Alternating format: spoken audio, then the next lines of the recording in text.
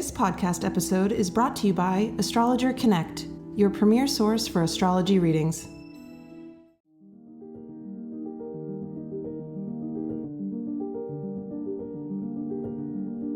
Hello, my name is Christopher Renstrom, and I'm your weekly horoscope columnist here on Astrology Hub.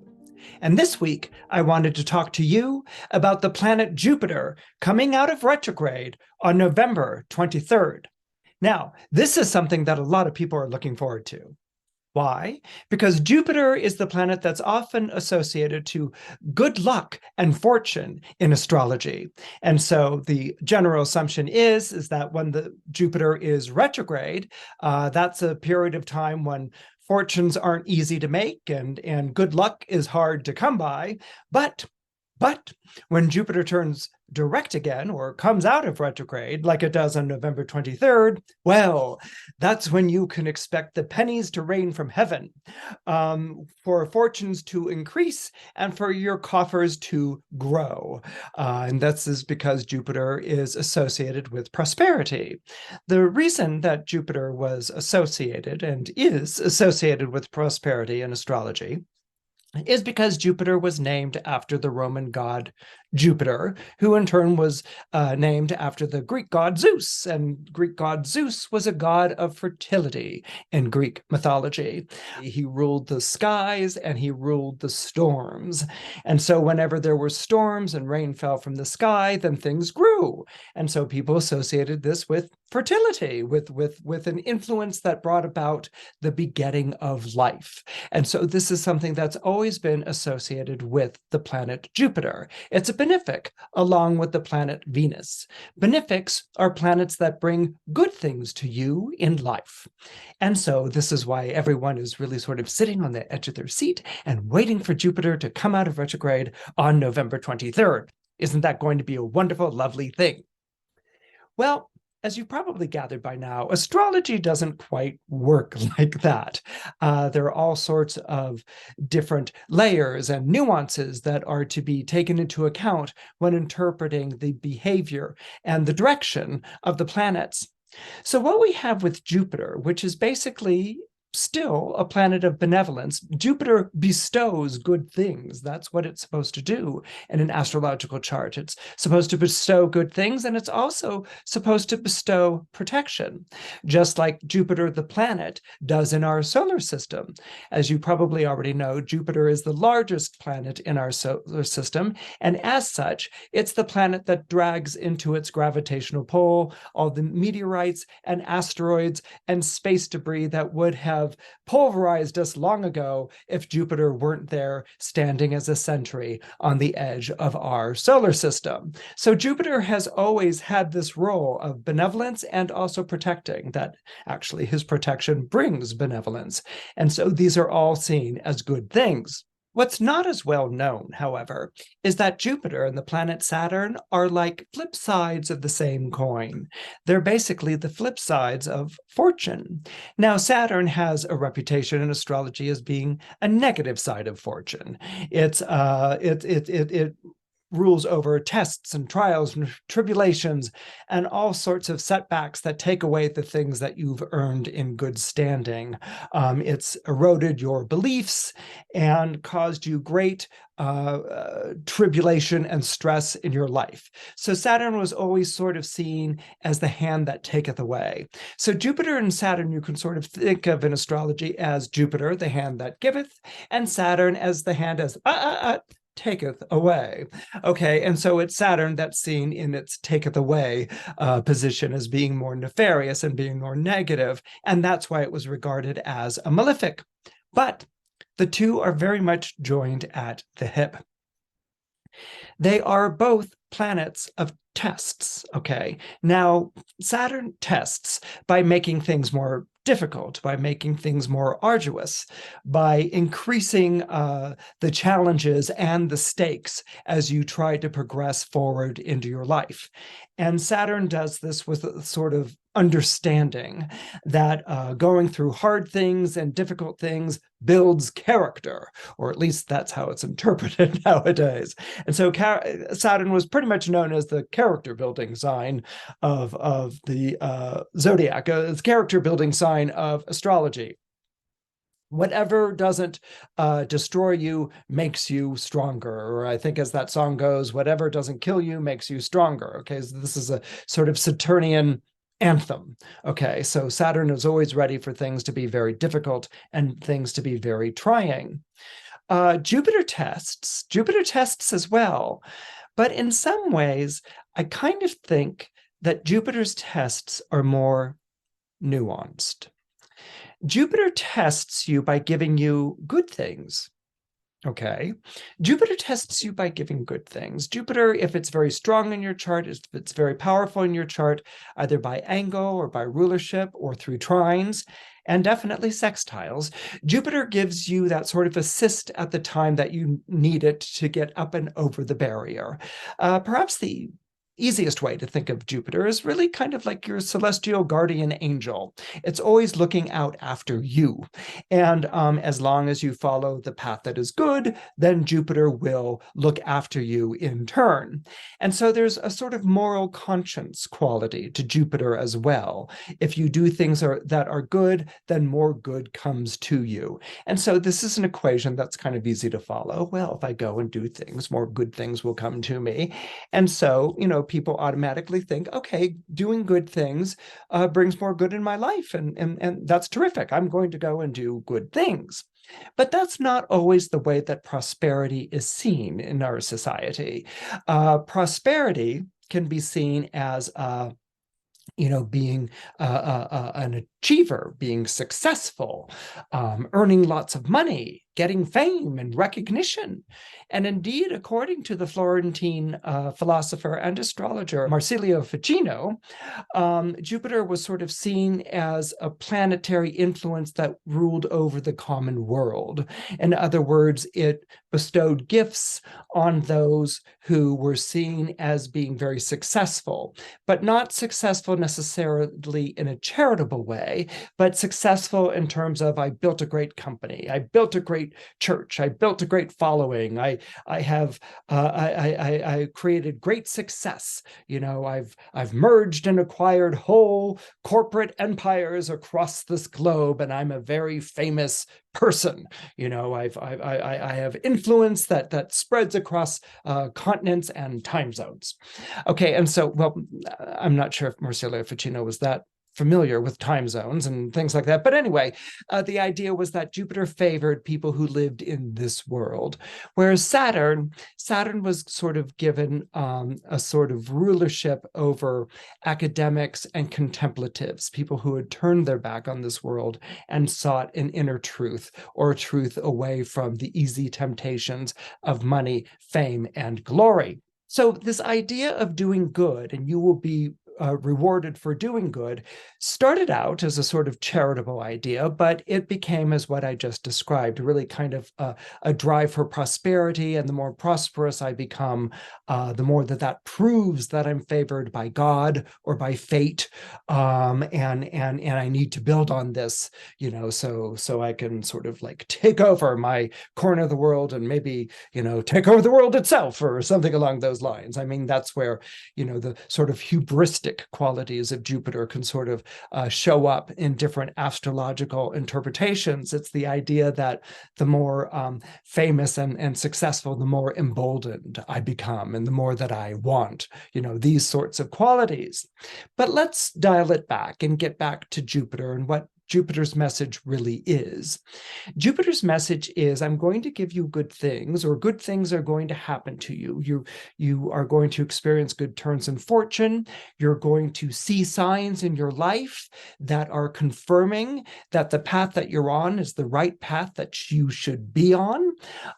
You will enjoy success with the people in your life, with love and with comforts and delightful things. And this is meant to make you an instrument of Jupiter. The big phrase for really understanding Jupiter is the idea of paying it forward.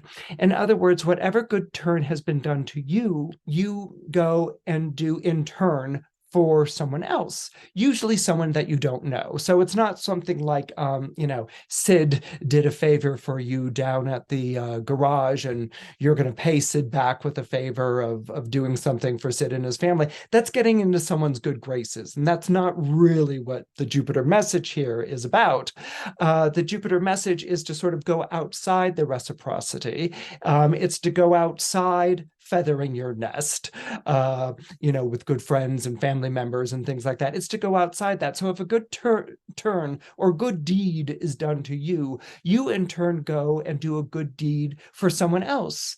Hopefully someone you don't even know.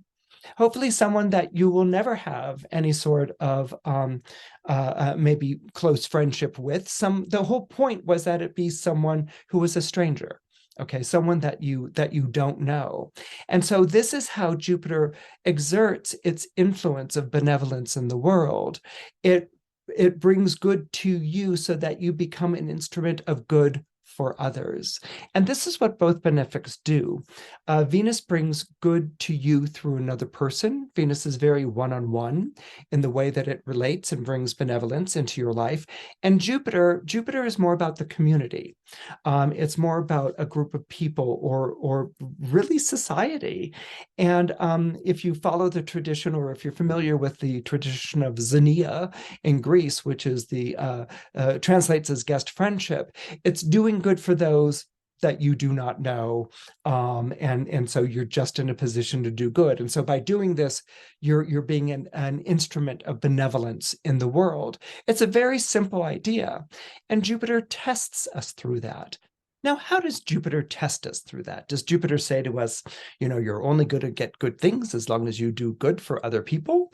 No, it doesn't do that. What Jupiter does is that by bringing good things in your life, is that making you someone who's privileged? Is that making you someone who gets a little bit more like, well, I'm living a good life? Does it make you judgmental?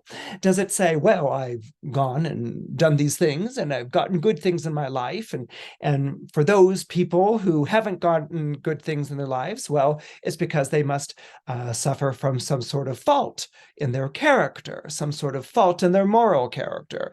Maybe they didn't work as hard. Maybe they did bad things, in this life to bring about bad things. Maybe they did bad things in a past life. Maybe they were absolute horrors for the last 23 past lives, and now that's why they're suffering this right now in this life and in this world. Well, I have nothing to do with that. They brought it upon themselves. I'm going to continue doing the things that reward my best efforts here on this planet. So you see where it can be a little bit deceptive. You can see where too much good can actually turn you into a not very good or not very nice person. It's not really self-involvement. It becomes, remember, there's the element of philosophy to Jupiter as well as moral conscience. It can become this kind of justification. It can become this kind of, well, I've done these good things. And maybe you surround yourself with people who say, oh, you've done good things, and you bestow things upon them. You bestow little good things upon them. And they say, yes, yes, yes. And we agree. And we will support you in any and all endeavors as long as you feed the toll, sort of thing. And so Jupiter can lead one to live in a world of one's own, where it might be surrounded by sycophants, or one might be surrounded by people who are hoping to get good things from you. And you can live in this kind of luminosity, which is based on, I'm a good person, I'm rewarded for my success and my prosperity. And those who aren't rewarded, I'm not going to look at twice, because they must have done something bad to deserve the short changes that they've gotten. They must have done something bad to deserve the recycling of misfortune in their lives. I mean, you can hear it used lots of times in rationales of people in which they rationalize those who have less as bringing it upon themselves and not having the correct moral fiber. And so this is where Jupiter can actually become quite disastrous. That phrase, too much of a good thing, this is an example of what happens to people when they have too much of a good thing. They stop sharing, they stop caring, they live in a world of their own making, and they satiate or comfort their guilty conscience by making up rationalizations why others aren't doing as well, and only if they worked as hard as I do or made the smart, wise decisions that I do, well, they would be a part of that, but they don't, and so that's why they suffer, and that's why they are neglected. So what does a Jupiter retrograde do? I know you're probably like wondering, okay, and what does a Jupiter retrograde do? Well, this is how a Jupiter retrograde works.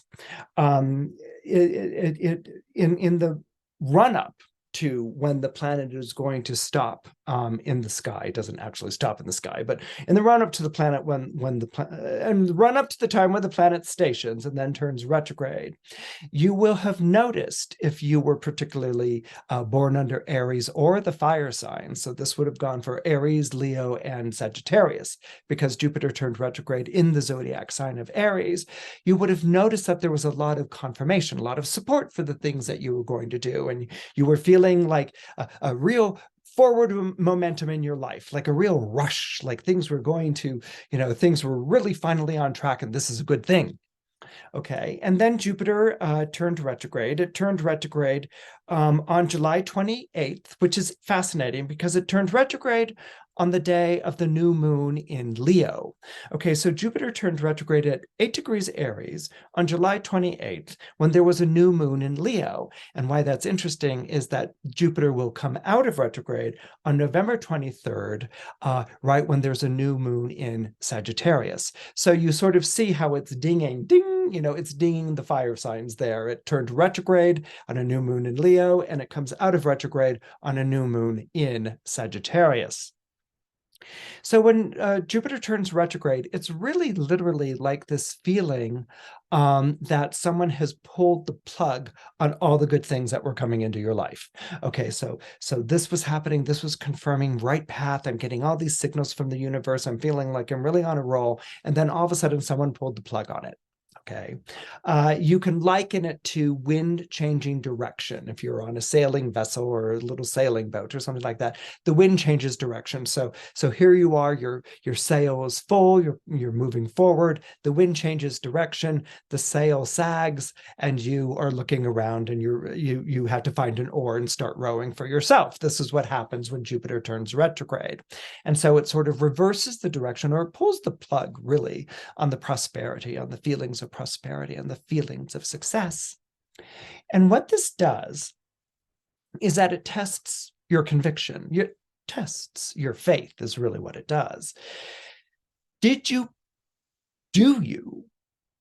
believe in the things that you were doing at the time? Did you like the path that you were on? Did you like the way the world was looking?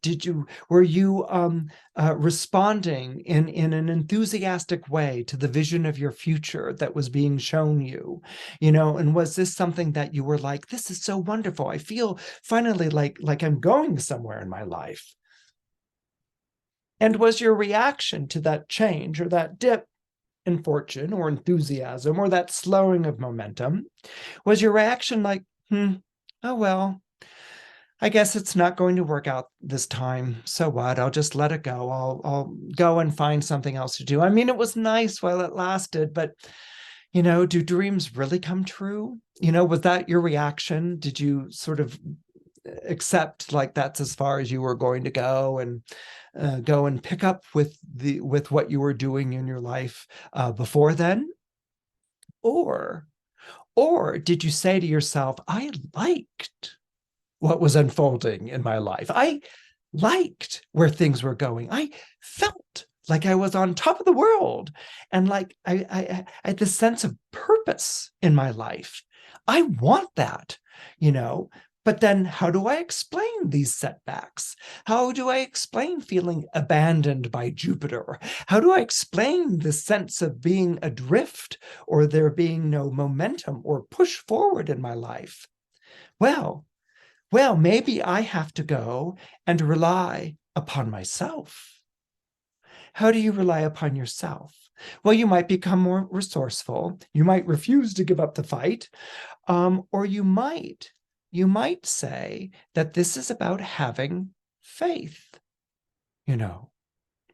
You might say, there's nothing I can do right now, to move this forward.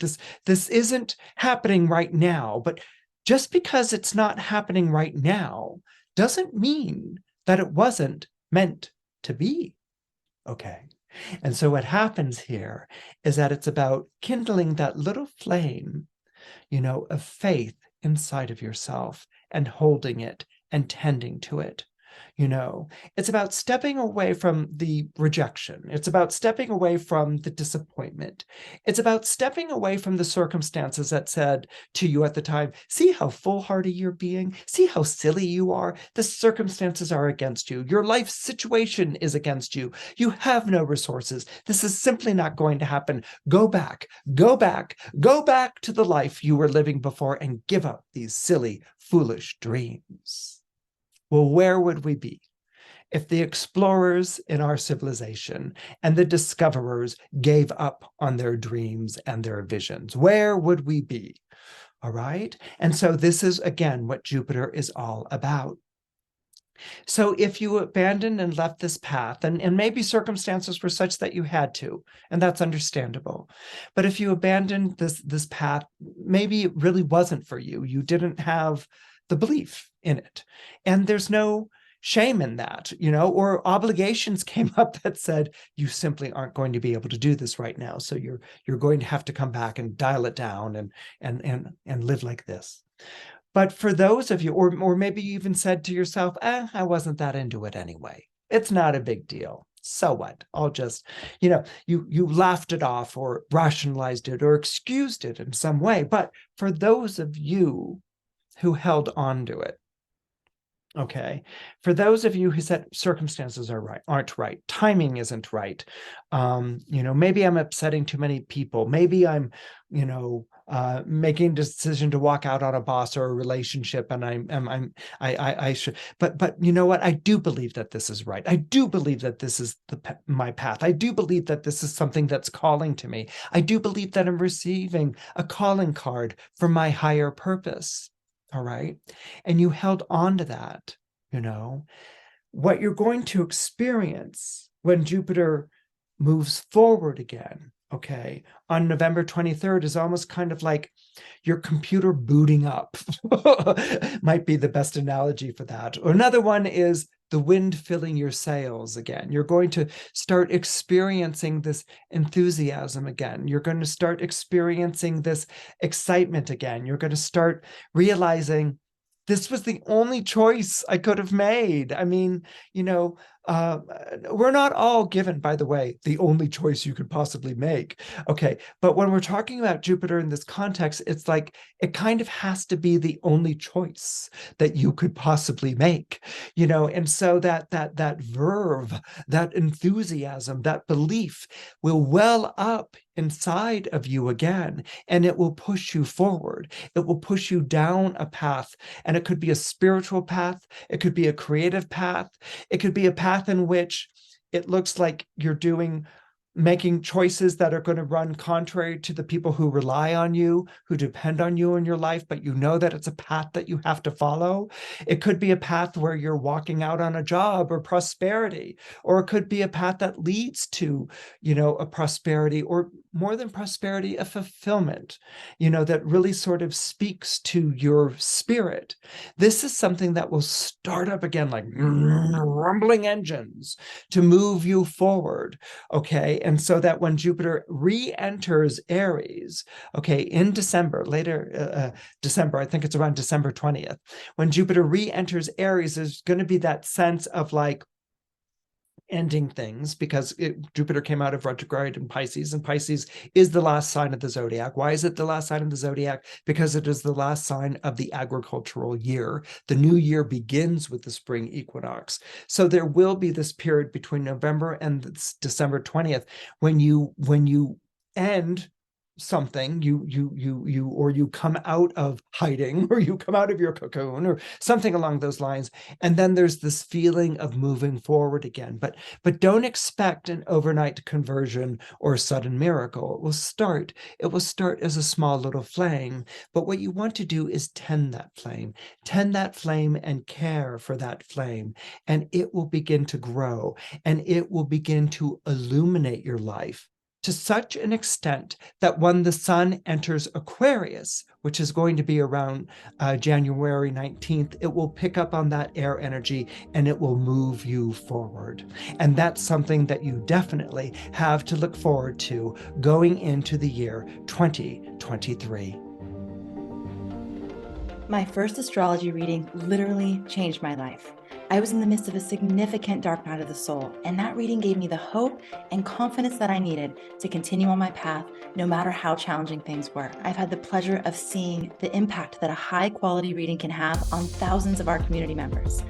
This is why we at Astrology Hub have been working so hard to create a platform where you can find and book astrology readings with the most trusted and experienced astrologers in the world. We've created a new platform called Astrologer Connect, and we've been testing it with our inner circle members with great success. So I'm inviting you to get on the waitlist now so you can be first to book when we do open the platform. You can go to astrologyhub.com/readings and secure your spot today. I can't wait to hear your story after you've had the chance to consult with one of our amazing astrologers, many of whom you've met here on the podcast. Getting on the waitlist is completely free and it doesn't bind you to anything. Go to astrologyhub.com/readings today.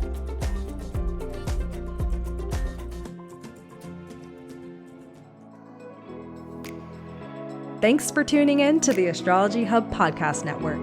If you love the show, please take a moment to subscribe, rate, review, and share it. And if you don't know how to do that, here's how you can leave a review in Apple Podcasts on iPhone. Make sure you're on the landing page for the Astrology Hub podcast and not an individual episode. Scroll down to the bottom until you reach Ratings and Reviews. Click one of the 5 stars under Tap to Rate to leave a rating, and under the most recent review, tap the Write a Review button. And if you're on another device, just find out how to leave a review on whatever podcast player you use. Then, share what you love about the show or how it helps you navigate your life. We'd love to hear your stories, and by doing this, you make it possible to make shows like Horoscope Highlights happen every week.